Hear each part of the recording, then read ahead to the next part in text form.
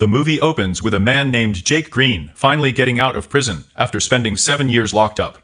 And as the guards walk him out, 4 important quotes flash across the screen, each of which will end up defining his story from this point on. One is Julius Caesar warning that your greatest enemy hides in the last place you'd ever think to look. Another is a basic chess rule saying the only way to get smarter is by playing someone smarter than you. Then there's a banker's rule that says the first thing in business is protecting your investment. Finally, Niccolo Machiavelli points out that war can't really be avoided, only postponed, and always to the advantage of your enemy.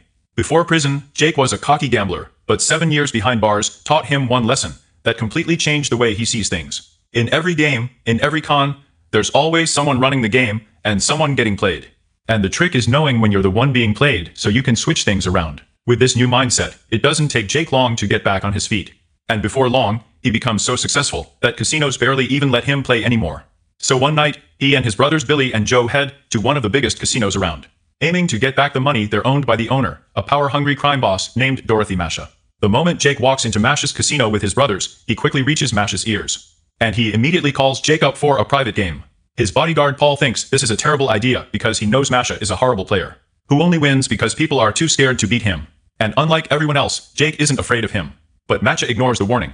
To get to the game, they have to go up 22 floors. But when Jake sees the elevator, he hesitates because all those years in solitary confinement left him badly claustrophobic. Joe, who also handles security for Jake, reminds him that the only other option is walking up 22 flights of stairs. So Jake reluctantly forces himself inside and spends the ride trying to hold it together, fighting off a panic attack until they finally reach the top. Before the game begins, Masha, clearly bothered by how successful Jake has become, tries getting into his head.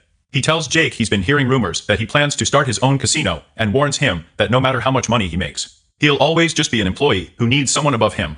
Then he asks what cut of Jake's business he'll be getting, but Jake ignores him and starts playing a chip toss game with another player instead, purposely losing to make Masha feel more confident. Then when he makes the same bet with Masha, he wins twice in a row and embarrasses him right in front of everyone. As Billy grabs the money while handling things as the accountant, Paul walks over and tries to bring Jake back to the game.